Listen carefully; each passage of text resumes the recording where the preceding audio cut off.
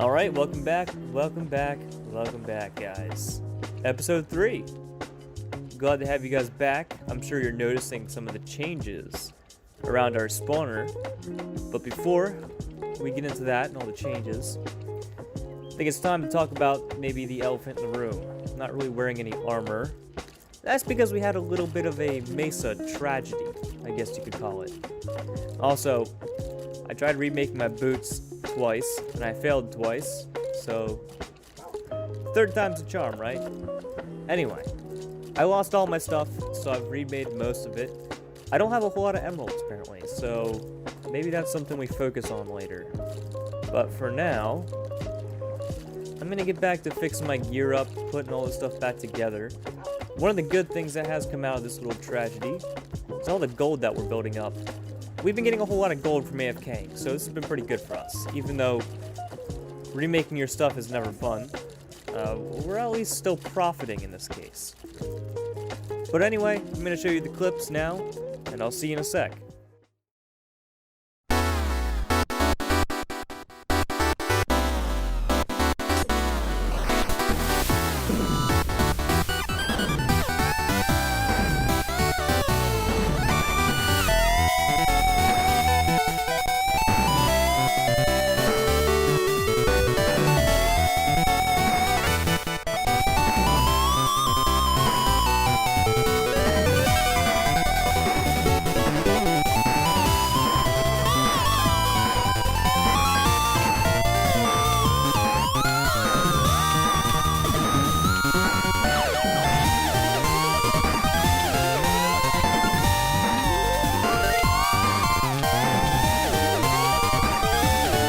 Bruh.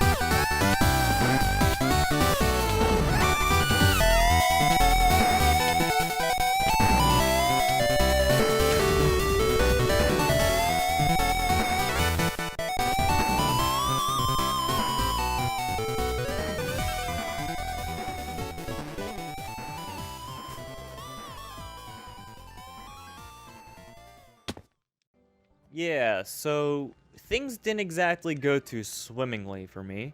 I imagine things would go a lot easier when you have 15 iron golems to help you out. Now, I want to talk about something quickly before we move on to the next clip here.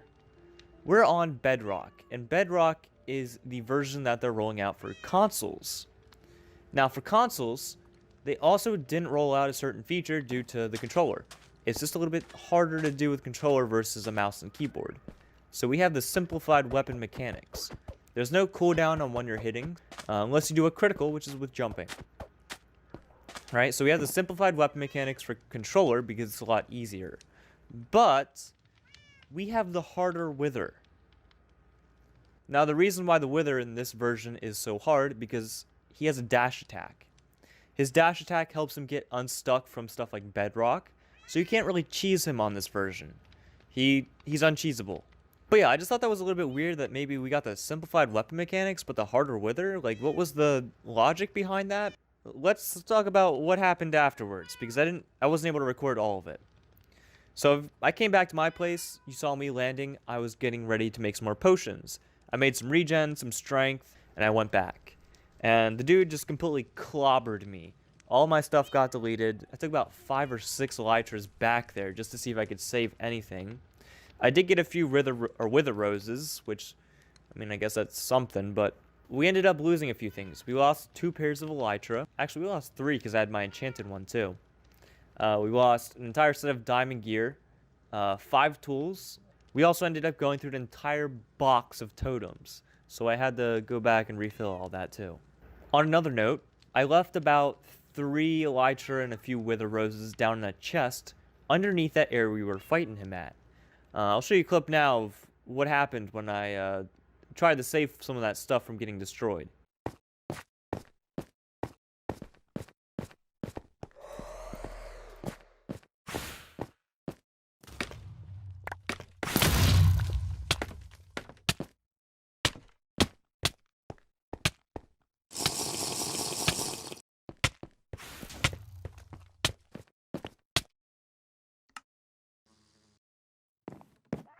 I did come back at some point, and he ended up breaking through the ceiling and getting down there. And for about 2 or 3 days, he was puppy guarding the entrance, but he didn't blow up the chest. So all my elytras and wither roses were completely fine. They somehow managed to survive, despite being directly next to where he broke through at. Anyway, I wasn't going to let things end just like that. I want my star, my nether star. So we went back, and wow. But yeah, hopefully you guys enjoy, and I'll see you back in a second.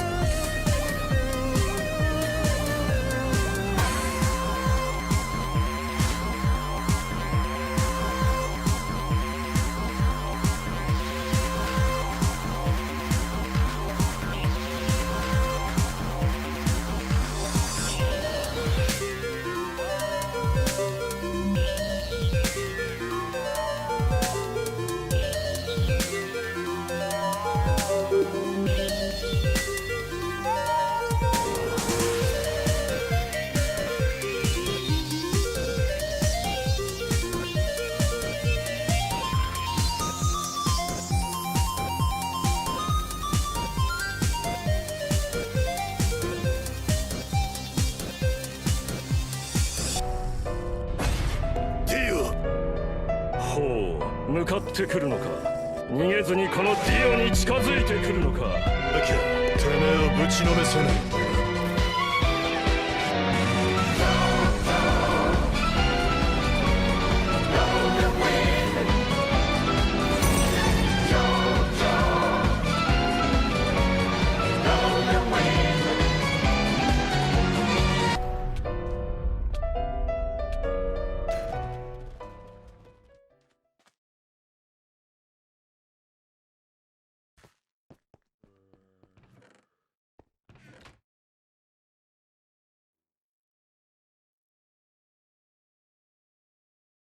Yeah, so welcome back, guys. I didn't mention this beforehand, but my friend's base was about 300 to 400 blocks away from where we fought the Wither at. In fact, I was the only thing between his base and the Wither. So things got a little bit heated towards the end. You could probably tell I was a little bit panicked when he popped out of the ground like that. I did not realize he was right at the surface. So, I think I've mentioned to you guys before that we are playing vanilla, basic vanilla Minecraft, right? Everything has to be mined by hand. Everything has to be gathered and collected and farmed. So one of the things I've been looking at recently is duplication. Now, duplication isn't too important for us. We can get a lot of materials we need without duplication. There's plenty of farms in the game that do that. But there's some items that can get pretty expensive over time. So they might not be expensive if you're making one of them, but if you're making a lot of it, it will really start to add up. So one of the things we're duplicating is anvils, right? So anvils seem pretty unsuspicious, but when you think about it, anvils actually start to kind of add up over time. It takes about 3 iron blocks and 4 iron ingots. Each block takes about 9 ingots, so 9 plus 9 is 18, 18 plus 9 is 27, 27 plus 4 is 31. So 31 iron per anvil. Now multiply that times 64 to get 1 stack, and then multiply that by 3 and I think this is 10, right?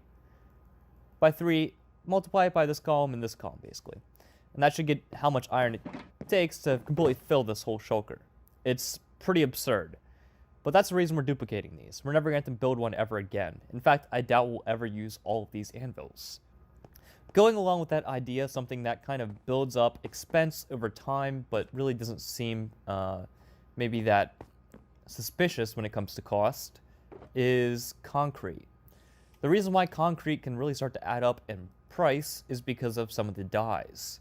Some of these dyes are actually pretty hard to get.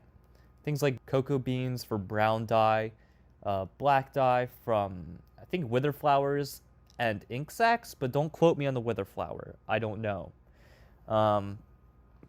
Anyway, as I'm saying, these dyes can really start to add up, and also, since sand is part of the crafting recipe, so sand is a very integral part of what we're using to build. So, while it seems a little bit unsuspicious, sand is kind of the biggest offender along with dyes.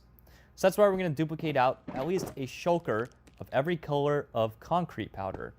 Trick shot, trick shot, trick shot, trick shot. Finish him. So while I have you guys here, I figured I might as well show you something. So, this is all the iron and gold I got from going out on a quick mining trip. You guys probably don't even know about this, but yeah. So, there's a lot more underneath the compound that you might have realized. And this shulker is very special because I set up an entire system around it. I found going mining and bringing all your stuff back and manually putting it into a furnace is kind of annoying. So instead, I can just throw all my smeltable items into a shulker, and when I get back, all I gotta do is just place it up there, and then flip a switch, and it goes down into a double? I think it's a dual auto smelter. And it seems like Minecraft still has some problems to work out with their mob spawning. But yeah, down here we've got a secret in our wall. But check this out. We got a little button back here, and that opens a door right here into a new area. That back there is just the wiring for the smelter, and this is where I'm keeping most of my metals. So all the iron that we put up there is coming down here, and then I sort it out into these barrels right here. So this is our iron storage. This is for gold, but we don't have a whole lot of gold. Over here is another pretty big project I worked on months ago, probably. This is just a regular dual smelter for stuff like stone and sandstone, and I need to figure out a better way of getting up and down here. Oh yeah, also, fuel chest for the auto smelter. Want to make sure that we have a way to refuel that thing. Since I haven't really given you a huge tour of my basement, I might as well show you this. Originally, I was planning on putting a creeper farm inside of the compound, but I don't know. I don't think I want one here. So instead, I think we may end up putting a giant aquarium from this area all the way to the top. Oh, free sheep, free sheep. I'll take that. Another thing that we want to talk about is the border for the compound, because my friend also wants to build in this plains biome. So this is our borderline between the compound. That side is compound, this side is whatever he wants. So we're gonna have a line running along the side of this. We want to have a little bit of this hill here. So yeah, it kind of curves around here. We want to have a little bit of the foothills as well, just so we can do some terraforming. And it kind of wraps around here up to the shoreline. We're probably not going to use this area up to the hill, but we do want this for landscaping. Landscaping is going to be a pretty big one because we're going to redo this entire hill here. I think we should quickly cover some of the changes made to the spawner, right? Because things definitely look different from last episode. So, one of the changes I made was a quad smelter. Now, this quad smelter can only do tools and armor, so things like ore and all that good stuff, it's not going to work. Well, it will get smelted, but it won't go anywhere. You get me? So, what we got set up here is a drop box. You drop all your armor and tools off in this box here. Takes it down to the quad smelter. The quad smelter will then item sort out iron and gold to these two chests up top. And, you know, just so we can refill it, we got a fuel chest right here. So, over here, right, things are looking very different. I finally got some life down into our lake. And I think you can start to really see what I'm going for design-wise. When it comes to this walkway right here, right, where your eye wants to focus, generally it wants to focus around the lanterns and diamonds, which is a good thing. We want the eyes to be there. The way we're doing this, obviously, is by using these horizontal lines. We've got a darker shade of blue in the background up top, and we've got a darker shade of blue for our lake here as well. So your eyes are obviously going to go to the lighter colors because it's about the midpoint of the room. Another quick thing, which probably really isn't that important, but I redid all the wiring, right? How the fuck did you get down here? This over here right now is where we're getting our sugarcane from. There's a farm set up here, and there is one along this section as well. And so one of the last things I want to cover for today is one of the problems I had with this building. It's okay because we're going to tear the whole thing down, but one of the problems I realized is how I was using half slabs. And I'm just going to steal two to show you real quick. So I was doing something like this. This would be our ceiling, and this would be the floor above us. And because there is a block of space here, cats would spawn in. There are so many air pockets in this thing, right? This entire building is probably filled with these air pockets full of cats. Probably extremely laggy over here because of how many cats are inside of this thing. I think once we rip this out, we'll start to notice it's not exactly as laggy as it was before. But yeah, guys, it's getting to about that time in the video. In fact, we're probably like 2 or 3 minutes over time.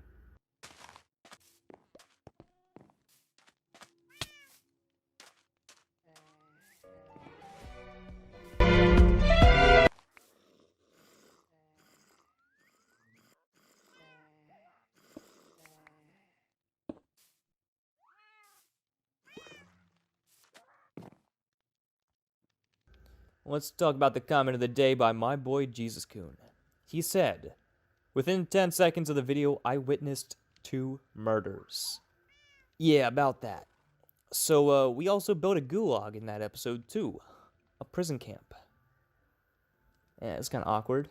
Thank you guys, much appreciation, and I'll see you in episode 4. Peace!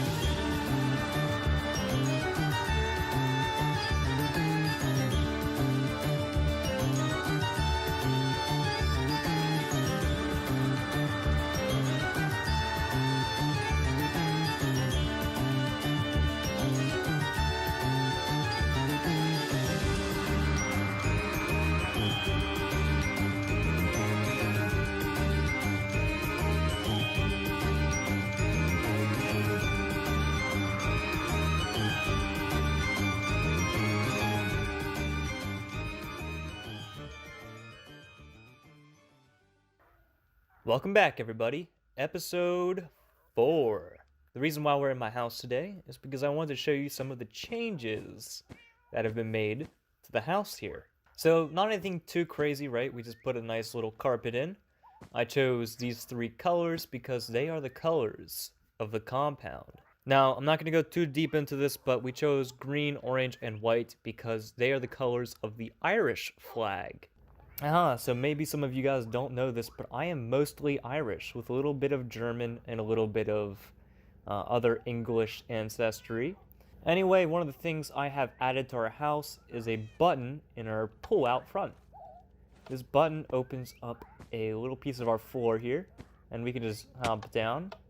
We hit that tripwire, and it automatically closes that area we fell down through back up.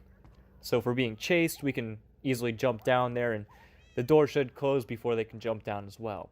Unless they find the button, they're probably not getting down here. There really isn't a whole lot down here. It's kind of Swiss cheesed because I'm trying to figure out what to do with all the space down here, but I mean, you'll see what happens with it when we get there. Down over here, you're seeing this black right here. This is obsidian. Beforehand, by the way, this is the hot tub right here. Beforehand, we had dirt underneath the hot tub. So if a creeper came down here and exploded, there would have been quite a lot of lava spilling from the ceiling. Now that shouldn't happen. Let me take off, you bastards. Dude, are my firework rockets broken? Like, this is actually pissing me off. Let me... My elytra is... Oh. I'm an idiot, that's why. How did you get out here, dude? You don't belong out here. What are you doing, bro?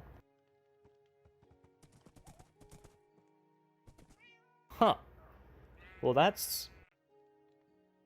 Hello, Com. We've left you a present after seeing the events of Episode 3. We advise you take care of our pink fluff ball, lots of love, Sheep Ethics Union, and the OSM. Huh. It's kind of weird. Therapy sheep. We're gonna put our horse back. I don't know what these guys are doing in here. Private Union Investigator. We gotta get rid of this guy. He can't live. I feel like I'm being threatened when I read this. Strange, nonetheless. But it has been about 2 weeks since I've last recorded. I want to show you some of the updates that we have around the compound. And you'll notice it as we kind of approach it here. Yeah. A very deep hole. I do have plans for this area, but I'm not going to talk about them just yet. I just wanted to let you guys see what I was doing down here. I left myself a little bit of a way in over here, so I can show you the progress we are getting down below here. So, this is the spawner, and last time we definitely did not have this much space. It was pretty tight up against the wall here, and so what I did is I dug out all the space, ripped out all the floors above, put down some bricks, and yeah.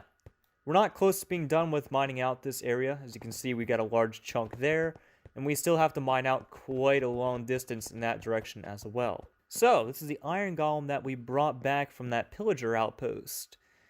I found that pillager outpost in 2019, so it's been about a year, meaning he's just been walking around for about a year.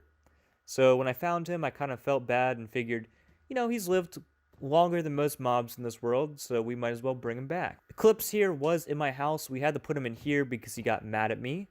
I was ripping up my floor and I accidentally punched him. I moved him over here for now, but we're going to have to move him out of here somewhere safer. We're going to come back at a later point and hit him with a splash potion of healing, but for now, he is staying here.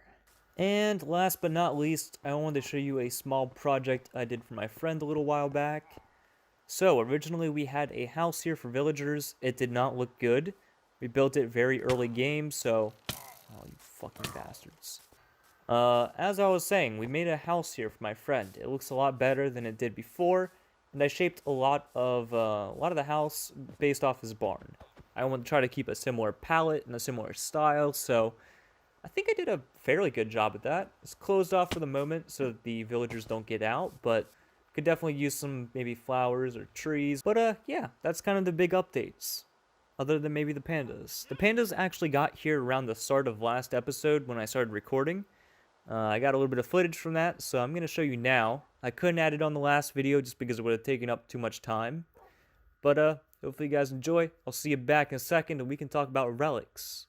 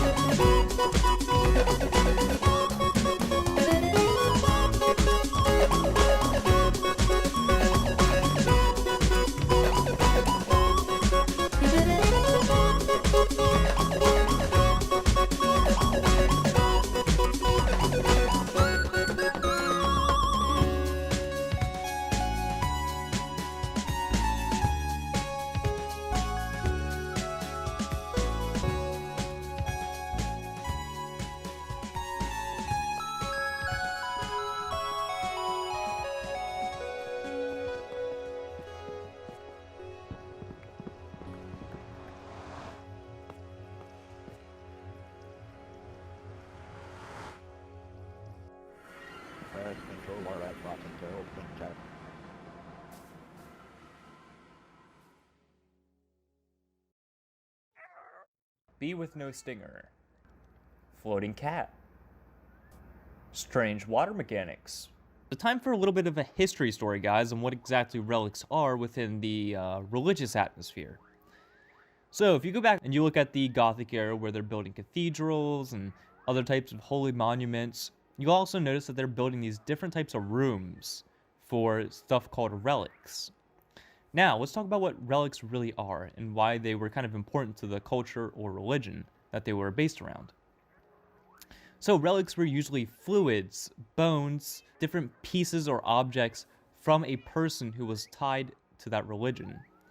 And so if you had people who were higher up the chain, like a pope, if you had a relic from the pope, people would come to your church. And usually the reason you would have these relic areas towards the back of the church was so they would experience the church first, go down to the relic area where they'd have this completely different experience, and on their way out, there was a tip cup. The entire thing was just to get money for the church. Now, I'm not saying every one of these people were scammers. Relics were common day, and it was an accepted thing, despite the fact that grave robbery was probably at an all-time high at that point.